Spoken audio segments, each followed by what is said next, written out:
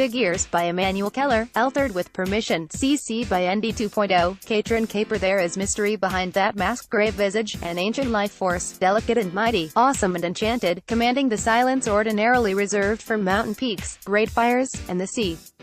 Peter Matheson, The Tree Where Man Was Born. The birth of an elephant is a spectacular occasion.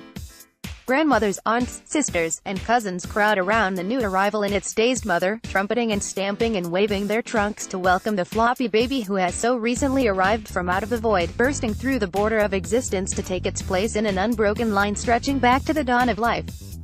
After almost 2 years in the womb and a few minutes to stretch its legs, the calf can begin to stumble around.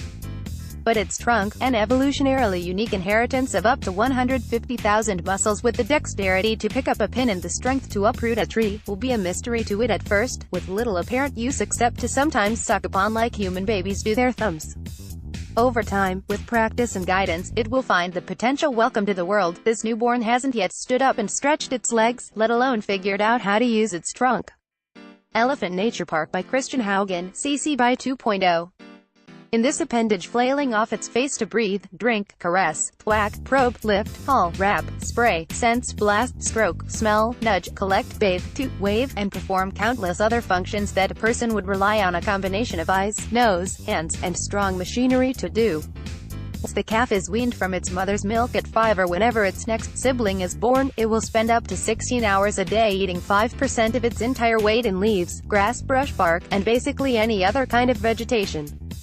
It will only process about 40% of the nutrients in this food. However, the waste it leaves behind helps fertilize plant growth and provide accessible nutrition on the ground to smaller animals, thus making the elephant a keystone species in its habitat. From 250 pounds at birth, it will continue to grow throughout its life, to up to 7 tons for a male. The largest species are 4 tons for a female.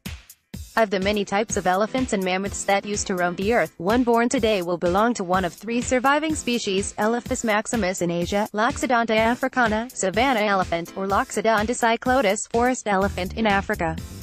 There are about 500,000 African elephants alive now, about a third of them the more reticent, less studied L. cyclotis, and only 50,000 Asian elephants remaining. The Swedish Elephant Encyclopedia database currently lists just under 5,000, most of them E. Maximus living in captivity worldwide, in half as many locations, meaning that the average number of elephants per holding is less than 2, many of them live without a single companion of their kind. For the freeborn, if it is a cow, the Alem mothers, who welcomed her into the world, will be with her for life, a matriarchal clan led by the oldest and biggest. She in turn will be an enthusiastic caretaker and playmate to her younger cousins and siblings. When she is 12 or 14, she will go into heat estrus for the first time, a bewildering occurrence during which her mother will stand by and show her what to do and which male to accept. If she conceives, she will have a calf 22 months later, crucially aided in birthing and raising it by the more experienced older ladies. She may have another every 4 to 5 years into her 50s or 60s, but not all will survive. If it is a bull, he will stay with his family until the age of 10 or 12, when his increasingly rough and suggestive play will cause him to be sent off. He may loosely join forces with a few other young males, or trail around after older ones he looks up to, but for the most part he will be independent from then on.